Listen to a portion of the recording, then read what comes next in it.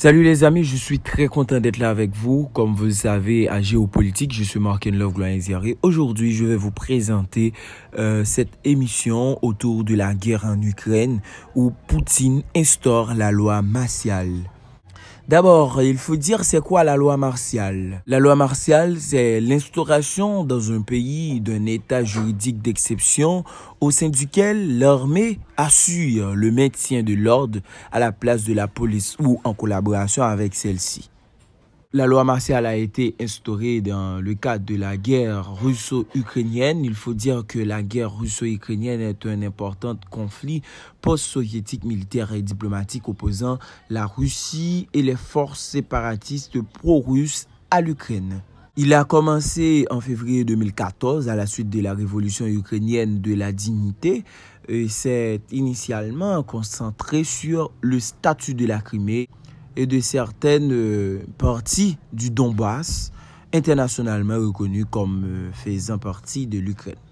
À la suite d'un renforcement militaire russe à la frontière entre la Russie et l'Ukraine, à partir de la fin 2021, le conflit s'est considérablement étendu lorsque la Russie a lancé une opération spéciale, autrement dit invasion à grande échelle de l'Ukraine le 24 février dernier.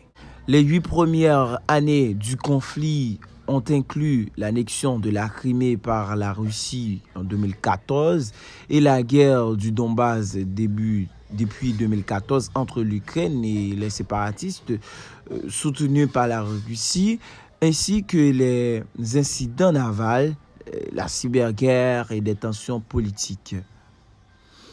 Mais le président russe a ordonné ce mercredi 19 octobre 2022 l'instauration de la loi martiale dans les 4 territoires annexés par son pays en Ukraine. L'administration d'occupation russe à Kherson, dans le sud, a indiqué ce jour qu'elle évacuait la ville face à l'avancée des troupes ukrainiennes, tout en assurant que l'armée russe allait combattre sur place jusqu'à la mort. Kiev accuse Moscou d'essayer de faire peur aux habitants de Kherson, selon la déclaration faite par les responsables. Vladimir Poutine a ordonné ce mercredi 19 octobre l'instauration de la loi martiale dans les 4 territoires ukrainiens de Donetsk, Lugansk, Kherson et Zaporizhia, annexés en septembre par Moscou. Le président de la Fédération russe a annoncé cette mesure lors d'une réunion de son Conseil de sécurité diffusée à la télévision.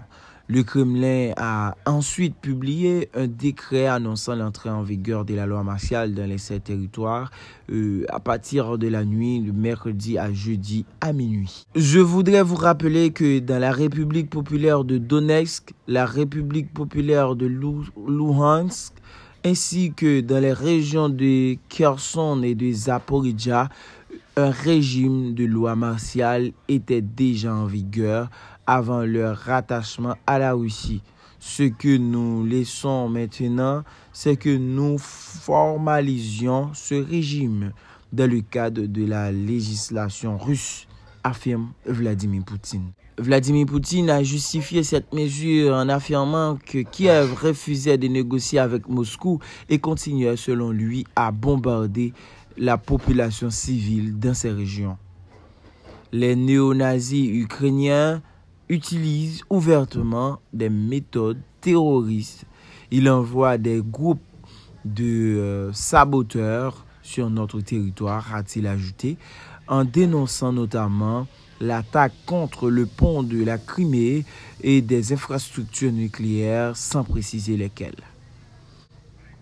En résumé, ce qu'il faut retenir, c'est que Poutine a déclaré la loi martiale dans les 4 régions annexées par la Russie. La défense territoriale a été introduite dans les territoires annexés par la Russie. Juste à Kherson, il évacue les civils. Un régime d'alerte maximale a été instauré à Moscou, Russie. Un mouvement militaire est observé en Biélorussie. L'Inde a déclaré que ses citoyens devraient éviter de se rendre en Ukraine et quitter immédiatement ce pays après la visite du Premier ministre de la Défense. Selon le journal Le Soleil, la menace est récemment accrue. Donc, on est en train de faire face à une sorte de bras de fer dans cette crise. On attend la suite pour voir qu'est-ce qui va se passer. J'espère qu'il n'y aura pas vraiment une 3e guerre généralisée. Merci de votre temps. À bientôt.